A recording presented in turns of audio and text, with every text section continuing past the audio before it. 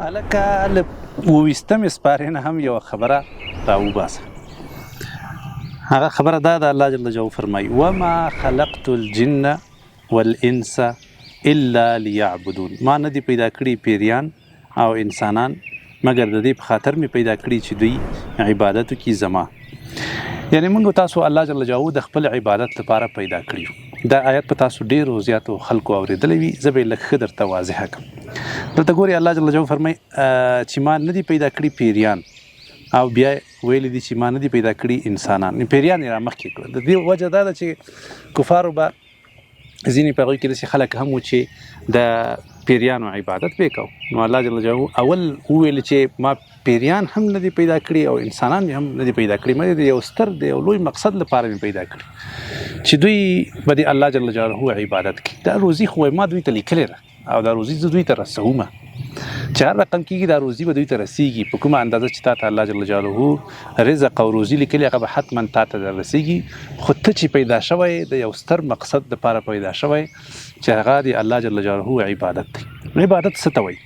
کېدای شي ستاسو ذهن کې دا راشي چې موږ الله جل جلاله د مانځه لپاره به پیدا کړي یو، صرف دا مونځ وکړو که نه، او یا به الله جل جلاله د دې په خاطر باندې پیدا کړي یو چې موږ روژه ونیسو، یا به موږ د دې په خاطر الله پیدا کړي یو چې حج وکړو او یا زکات ورکړو. صحیح شوه؟ یا دعا وکړو. صحیح ده، دا هم عبادتونه دي، خو د عبادت په اصلي معنا باندې باید موږ تاسو ځانونه پوه کړو. دا ډیره مهمه خبره ده. یو عالم د دې ښه تعریف کړی دا ویلي دي العبادت و عبادت ټول هغه کارونه او هغه فعلونه هغه شیونه چې موږ تاسو یې کوو چې الله ور باندې راضي کیږي، هغه که خبرې وي او که کارونه وي، خو چې الله ور باندې راضي کیږي هغه ټول په عبادت کې راځي او هغه ته موږ عبادت ویلی شو.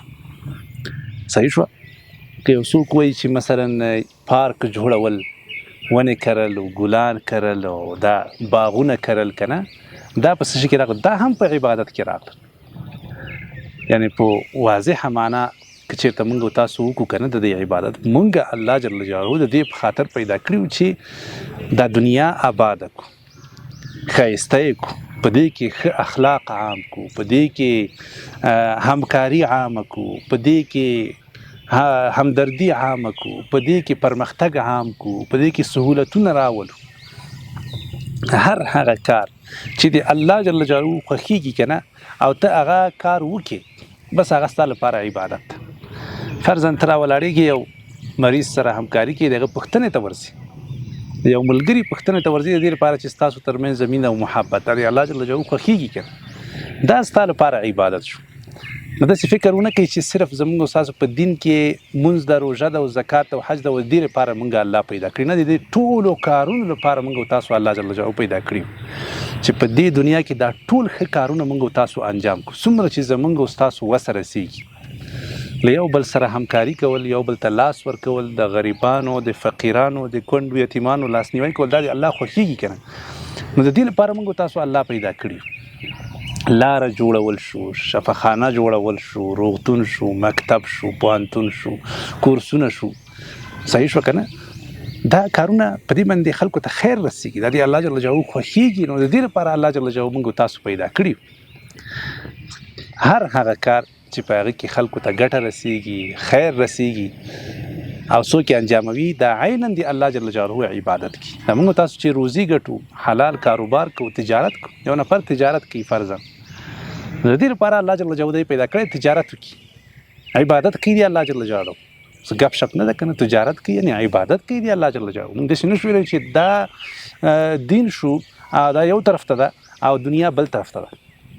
چې موږ تاسو په دې دنیا کې الله جل جلاله پیدا کړي یو، موږ تاسو ته بهترین دین راکړی، نو عملاً موږ تاسو په دې دنیا کې د الله جل جلاله عبادت کوو. هر هغه کار چې موږ تاسو یې په ښه نیت باندې کوو، هغه د الله جل جلاله عبادت ده.